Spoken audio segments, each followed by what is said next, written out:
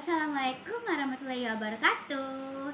Nama saya Pasha Fatimah Zahra dengan NPM 2391102232. Nah, di sini saya akan menjelaskan materi dan menpresentasikan materi yang telah diberikan oleh Ibu yang berjudul Jurnalistik dan Regulasi Media Online pada matkul Digital Journalism Rozia.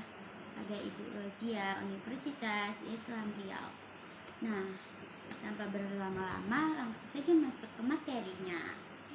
Jurnalistik dan regulasi media. Jurnalistik sendiri di dalam kehidupan masyarakat bertindak sebagai mata dan telinga masyarakat, melaporkan peristiwa-peristiwa yang terjadi dengan netral dan tanpa prasangka. Tugas jurnalistik sendiri adalah menjelaskan artinya dengan melakukan analisis berita dalam berita reportase atau komentar berita dalam tajuk rencana. Nah, regulasi media online sendiri penting untuk memastikan bahwa informasi yang disebarluaskan tidak hanya tepat dan akurat, tetapi juga tidak melanggar norma sosial dan hukum yang berlaku. Di Indonesia, misalnya, terdapat sejumlah undang-undang yang mengatur operasional media online, seperti Undang-Undang Nomor 40 Tahun 99 tentang pers, Undang-Undang Nomor 11 Tahun 2008 tentang ITA atau transaksi elektronik, serta Undang-Undang Nomor 32 Tahun 2022 tentang penyiaran. Nah, selanjutnya, tanggung jawab jurnalis terhadap pemberitaan media online sangatlah penting. Jurnalis harus bertanggung jawab atas segala dampak informasi dan berita yang disampaikan kepada publik. Jurnalis sendiri yang diatur oleh regulasi dan kode etik jurnalistik harus menggunakan platform digital seperti Twitter, Instagram, Facebook, dan YouTube untuk meningkatkan readership atau viewership mereka pada media online. Selanjutnya ada regulasi itu juga berperan penting dalam menjaga integritas profesi sendirinya, yaitu jurnalis.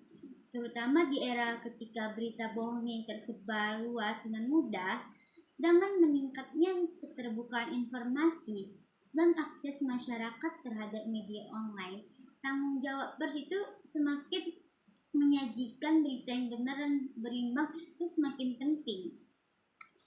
Nah, tanggung jawab jurnalistik untuk memastikan bahwa informasi media online yang disampaikan adalah akurat, tidak mengandung kebencian, serta tidak melanggar hak-hak orang lain dan merugikan orang lain.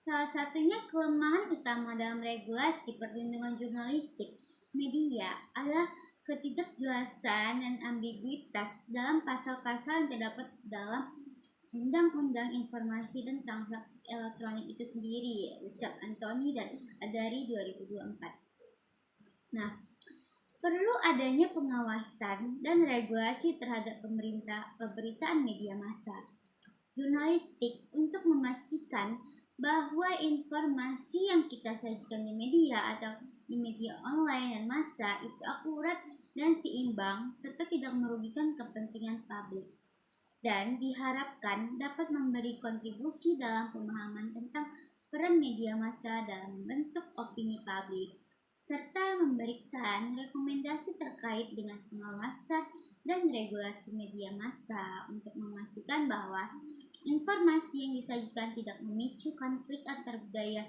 dan merugikan hak asasi manusia lainnya. Nah, sekian, terima kasih. Segitu dulu materi atau pemahaman yang saya berikan. Mohon maaf atas kekurangannya. Wabillahi taufiq wal hidayah. Assalamualaikum warahmatullahi wabarakatuh. Terima kasih.